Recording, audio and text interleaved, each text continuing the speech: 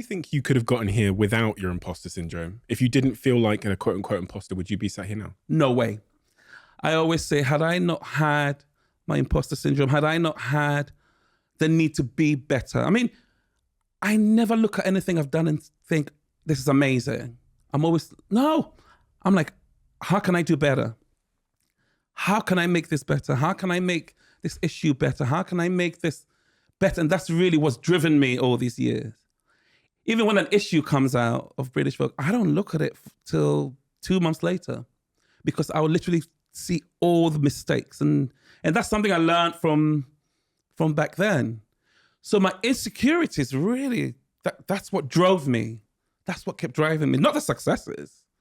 It's the fact that think this wasn't good enough, or that wasn't good enough, or this could be better. But I got to a point where I went, okay, you can let that go for now, and see things from a different angle. But yeah, my imposter syndrome definitely propelled me.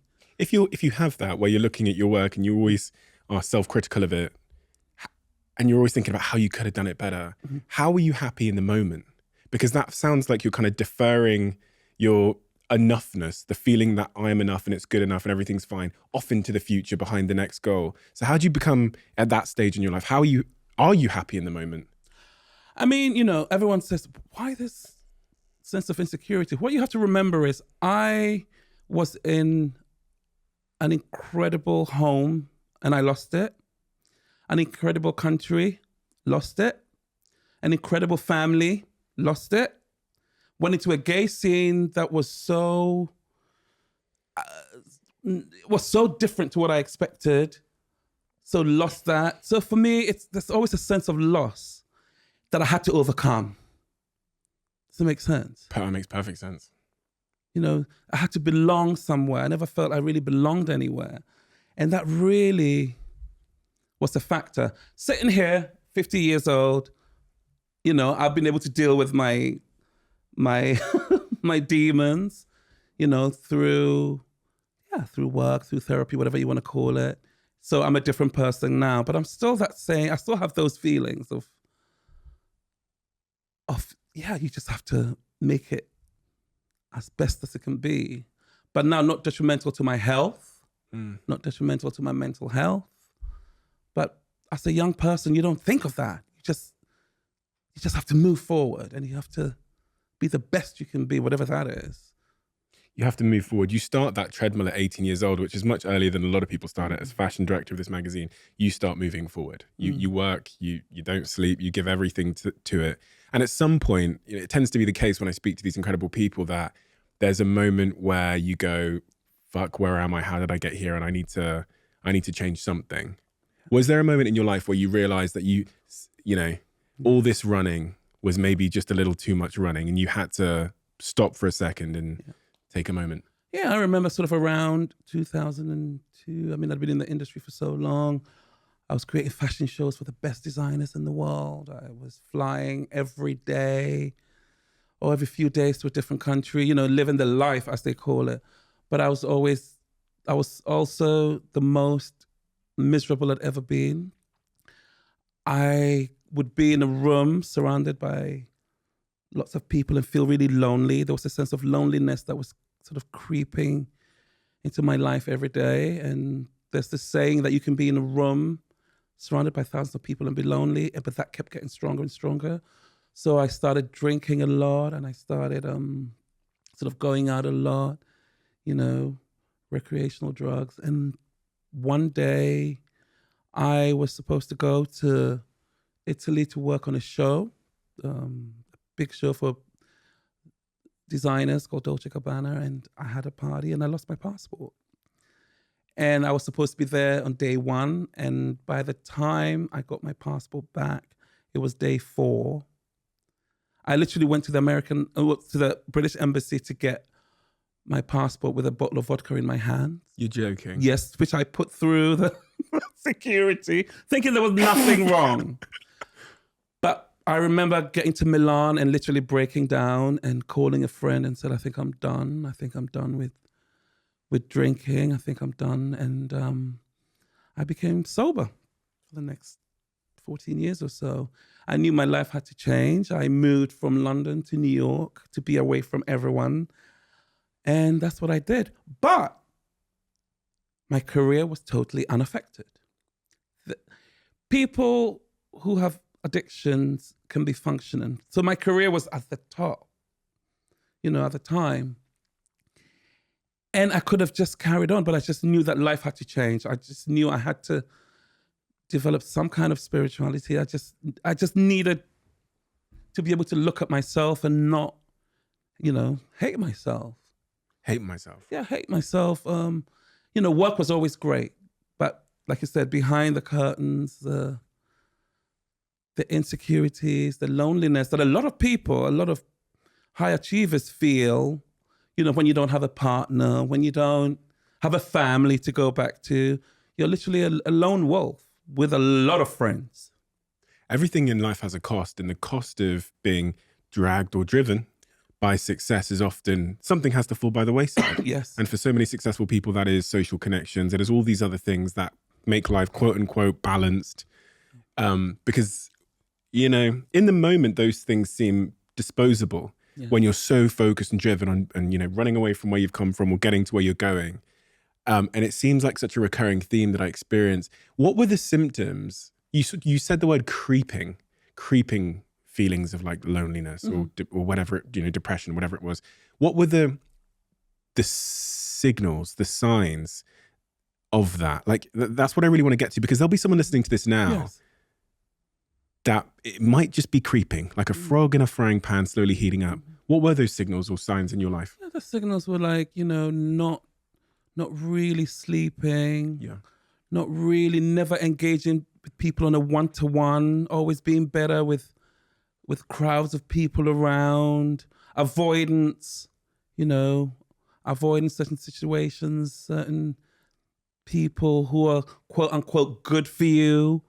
Avoiding people who you really loved before and who were really kind to you, all of a sudden avoiding them for a new group of shiny people. Nights spent watching, endless amounts of TV, but then realizing for the past 6 hours, you can't even remember what you've been watching. Does that make sense? Yeah. Staring at the screen, but a mind that wouldn't stop. No meditation involved. Just a mind that was working overtime. And what was it feeling like? It's a feeling of emptiness. I can describe that feeling. Now, when I meditate, I'm like, oh, so that's the feeling. But it's a feeling of emptiness, a feeling of loneliness is really how I describe it. Disconnectedness. Disconnected from everything. And everyone's telling you how brilliant you are. You have the magazine covers. I mean, I remember one month I went to the newsstands. I had the cover of American Vogue, Italian Vogue, American Vanity Fair, ID magazine, and feeling empty. And people saying, oh my God, look at what you've achieved. And just wanting, and also wanting to destroy it. Really? Wanting to destroy whatever talent there was, wanting to destroy it, not really caring, not really taking care of it.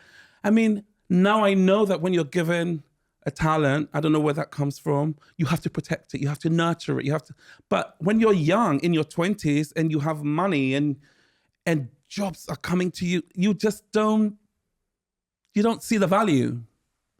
So what changed at that moment in your life? What changed? You gave up the alcohol. You described yourself at that point. And I went into AA, where Alcoholics Anonymous. In AA, it's, oh my God, I learned to do service with homeless people. In AA, it's a leveler. So you do service with homeless people. You'd go for lunch with people from all walks of life. Don't forget, I'd been in this industry since 18 and I hadn't stepped out of it. The only people I knew were actors or musicians. I hadn't stepped out of this, but meeting real, everyday, regular people, that really helped me. And also doing service, One day you make tea. I had sponsees. So, a sponsee is, someone who wants to not drink and change their life. So you're someone's, in a way, mentor. I had, a sponsor, but I was really in the program. And that really gave me a spiritual side to be able to to deal with the world, and even, you know, to have a relationship with, you know, I'm married now. Like I said, I've been in a relationship now for 21 years, but had I not taken that step, had I not woken up and thought I need my life to be different, I don't know where I'll be today, because the party moves very fast, you know, the train moves very fast. And a lot of people in the fashion industry don't get the chance to step back and, you know, reevaluate. You just go. It's just like, yeah, you could go from party to party and it'll be okay. But I just knew that coming from where I came from, that I needed to change my life. Going from party to party and it will be okay. That almost seems like a bit of a metaphor for how a lot of people are living their lives, even outside of the fashion industry, going from job to job, lawyer to senior lawyer to partner at the law firm, without really having that moment to step back and say, who am I and how did I get here? And do I belong here? And do I feel okay? I know the external world's telling me I've done well, but does that match with how I feel inside? Yeah, I mean, it's like you have to know what you feel inside. And a lot of times, too many people, young people, are doing what they think other people want them to do. Oh, you're great. You'll be good at this. You should ask for this job. Sometimes you have to ask yourself, do I want that?